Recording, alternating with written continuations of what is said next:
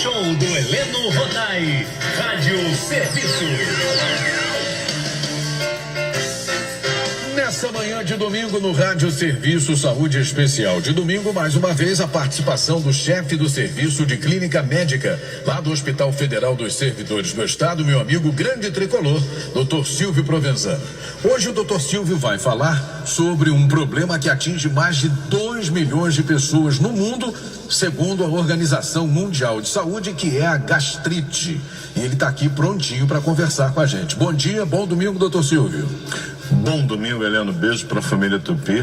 Bem mais que 2 milhões, posso te garantir. Porque não é uma condição de notificação compulsória.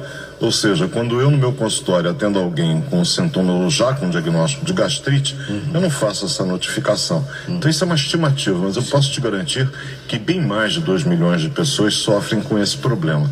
E queria aproveitar o ensejo para agradecer a um colega do Hospital dos Servidores, Dr. Bernardo Junger. Ele tem um defeito, é vascaíno, mas tudo bem. Ele me ajudou na composição do programa das dicas de gastrite. Você sabe que num hospital geral como o meu, a gente interage com colegas que são especialistas extraordinários. A gente acaba aprendendo até por osmose, fica perto deles e vai aprendendo um pouquinho. Que bom, né, amigo? Doutor Silvio, eu vou perguntar, domingo passado eu perguntei, o senhor falou, calma, Heleno, você está muito ansioso. Domingo que vem eu vou te responder isso. Você continua ansioso, que não parou de pensar, né? Continuo porque eu tenho essa dúvida e um monte de gente tem. Daqui a pouquinho você vai explicar a diferença entre gastrite e úlcera. Mas então, para começar nosso bate-papo, o que é gastrite? Como eu sempre tenho procurado falar com a família Tupi, esse sufixo "it" no mediquês tem o significado de inflamação. E gastro é de estômago, então inflamação do estômago, que tem várias causas. Então a gastrite, família Tupi, é um processo inflamatório que acomete aquela parte interna do estômago. Você sabe que o estômago tem várias camadas e tem a camada interna, que é uma barreira de proteção. Por quê?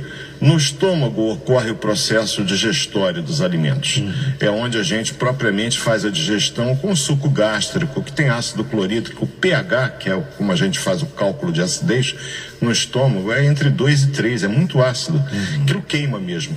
Se o nosso estômago não tivesse essa membrana de proteção, essa barreira mucosa, certamente, na hora de comer alguma coisa, a gente já estava sentindo dor. Entendi. Então, defeitos na barreira do estômago, que podem ser, inclusive, provocados por vários agentes externos, eu vou dizer o que causa, você vai me perguntar e eu aguardo.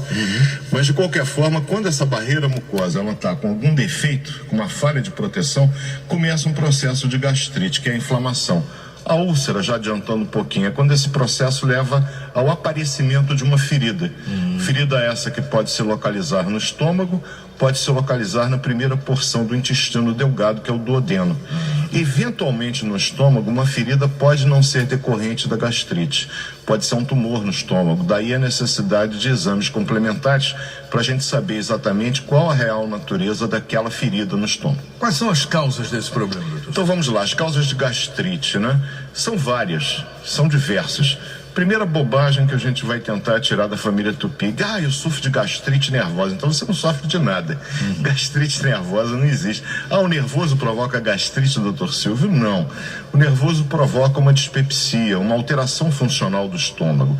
Como eu falei há pouco, a gastrite é uma inflamação do estômago que pode estar associada, por exemplo, a ingesta excessiva de álcool. Pode estar associado ao uso de altas doses de aspirina, o AS. Pode estar associado ao uso de qualquer anti-inflamatório. Pode estar associado ao uso de corticoide. Quer dizer, diversos medicamentos podem destruir, por inibição de uma chamada prostaglandina, que é uma proteína que existe ali, você destrói a barreira mucosa, tornando frágil a membrana de proteção do estômago. Então, o uso de alguns medicamentos, ele pode contribuir para o aparecimento da gastrite, dessa inflamação. Eu posso ter a presença de uma bactéria, que é o Helicobacter pylori. Foi descoberto nos anos 80, final dos anos 70 e início dos anos 80. O pessoal chama de H. pylori. H. pylori, Helicobacter, né? O H é de Helicobacter, que é uma bactéria que está relacionada à gastrite, eventualmente à úlcera e, em determinadas situações, especula-se se não ao próprio câncer. O diagnóstico desse quadro, diante desse quadro clínico, você vai me perguntar, aguardo um pouquinho. Mas, dentre as causas mais comuns, é isso. Só tem uma forma mais rara, que é uma gastrite autoimune. Essa é uma forma crônica de gastrite. A gastrite, ela pode ser aguda, processo agudo. Cara, eu Pô, sexta-feira, isso é Friday Night Fever. Desci na sexta-feira, abusei pra burro, acordo de madrugada, aquela dor no estômago terrível, excesso de bebida alcoólica, é um quadro agudo. A gastrite autoimune crônica, ela é um processo lento, vai aquela dorzinha se mantendo. O diagnóstico é a pesquisa desses anticorpos e o exame de endoscopia, que vai permitir saber que tem uma gastrite ali. É a destruição de determinado tipo de célula no estômago por anticorpos, que são proteínas produzidas pelo próprio sistema imunológico do indivíduo. Isso leva a uma forma de gastrite crônica autoimune que, eventualmente, em determinadas situações, pode tardiamente levar a um câncer.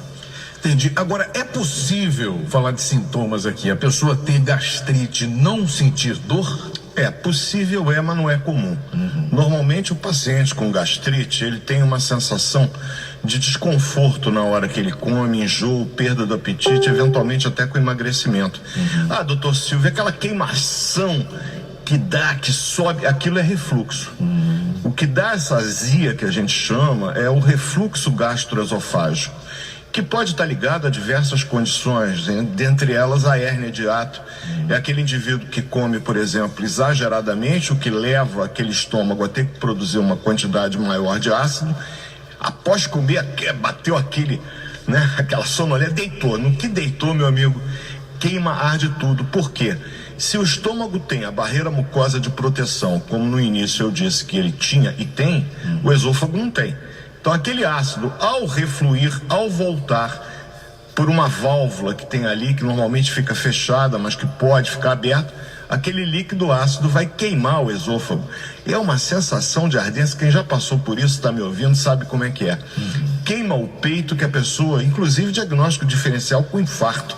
Várias e várias vezes nos meus plantões de madrugada em emergência, e atendi pessoas que chegavam lá dizendo: tá queimando, tô tendo um infarto. Você tem que fazer exames, evidentemente, porque até mesmo o infarto pode eventualmente se manifestar por uma dor na boca do estômago. Quando é um infarto da parede diafragmática, aquela parte de baixo do coração, pode se manifestar não com aquela dor no peito clássica, aquela dor no peito e aperto que irradia para o braço esquerdo.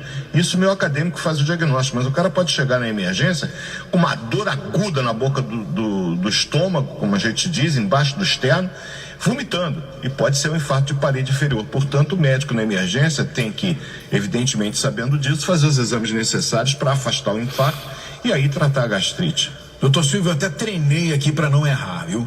Qual é a diferença entre gastrite atrófica e hipertrófica?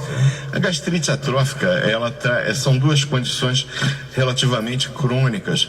A gastrite atrófica, ela está associada à presença desses autoanticorpos e, eventualmente, infecção pelo Helicobacter pylori, que não foi diagnosticado, o H. pylori. É um quadro crônico.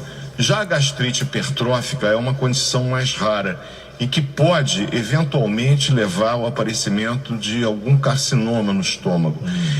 É raro, é mais comum em idosos, mas está muitas vezes associado a uma infecção viral, no caso pelo citomegalovírus, que vai levar a uma hipertrofia, um aumento de determinadas estruturas no interior do estômago, que vai provocar enjoo, vai provocar vômito, desconforto abdominal, eventualmente levando esse indivíduo a emagrecimento. Entendi. Agora vamos falar um pouquinho de prevenção, doutor Silvio? Vamos falar primeiro de diagnóstico. Diante de um quadro clínico que a pessoa chega ao médico dizendo que tem um desconforto abaixo do externo, naquilo que a gente comumente chama de boca do estômago, acompanhada de enjoo, vômito, eventualmente até mesmo com presença de sangue nas fezes, se bem que o mais comum, como é um sangramento muito pequeno nas gastrites erosivas, esse sangue só é diagnosticado por um exame específico nas fezes, que é a pesquisa de sangue oculto.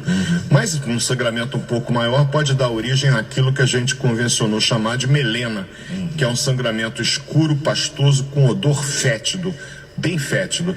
Sangramento através dos vômitos eventualmente pode acontecer, e quando é um sangramento em que o sangue foi digerido, dá o quadro de hematêmese, que é um sangramento com aspecto daquela borra de café que a senhora acabou de coar agora há pouco. Sim. É o aspecto desse vômito que contém o sangramento. Diante dessa situação, o médico pede um exame especial, que é a endoscopia digestiva alta. Um abraço para o doutor Silvio Pano Neves, que é o chefe do meu setor de endoscopia lá do hospital. O médico endoscopista, ele faz um exame. Gente tem medo de fazer esse exame, bobagem. O exame é rápido, é um exame feito sob anestesia local. Não tem nenhum tipo de desconforto, já fiz algumas vezes. Por quê? Porque é importante para pesquisar, através da biópsia, a presença dessa bendita bactéria que é o H. pylori. Diante disso, a gente vai fazer o tratamento. Falar de prevenção, como você me pediu, em primeiro lugar, o que provoca isso? Excesso de álcool, tabagismo, uso de determinados medicamentos, em especial o ácido acetil salicílico em altas doses por muito tempo, o uso de anti-inflamatórios. Evidentemente que o uso de qualquer medicamento, gente, sob supervisão médica sempre. Você tem esse desconforto no estômago, dá um tempo na bebida, tenta abandonar o cigarro. Existem serviços que se dispõem exatamente a fazer isso.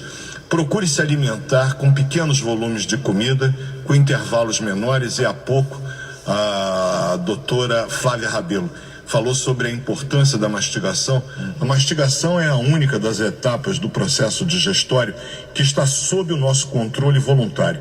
Eu tanto posso mastigar vagarosamente a comida, facilitando o trabalho do meu estômago, uma vez que na boca existem enzimas junto com a saliva que já começa a digestão dos alimentos, e quanto mais tempo o alimento permanecer na boca, maior a ação dessas enzimas, o que ajuda e diminui a necessidade de produção de ácido no estômago.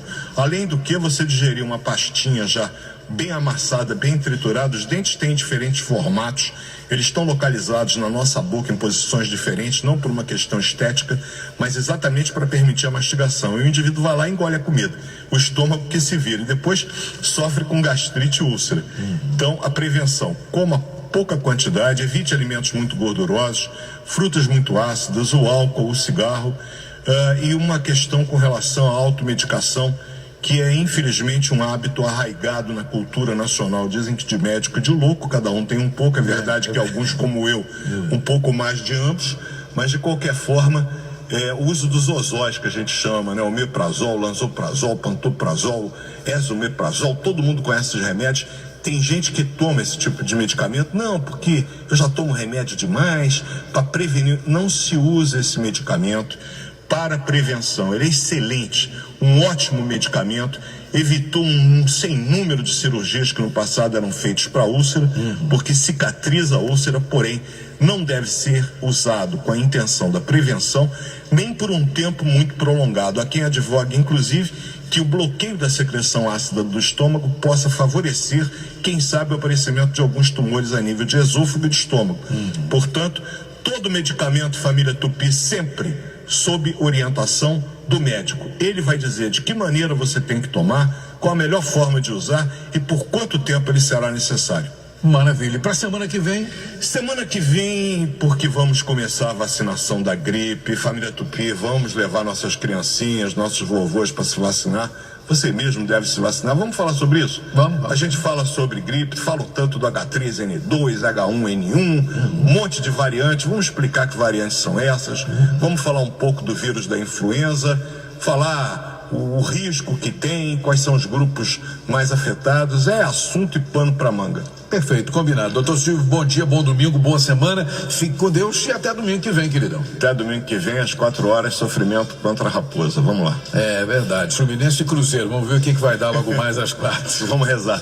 Gente, um domingo abençoado. Fiquem com Deus. Um abraço, queridão. Fique com Deus também. Show do Elenco.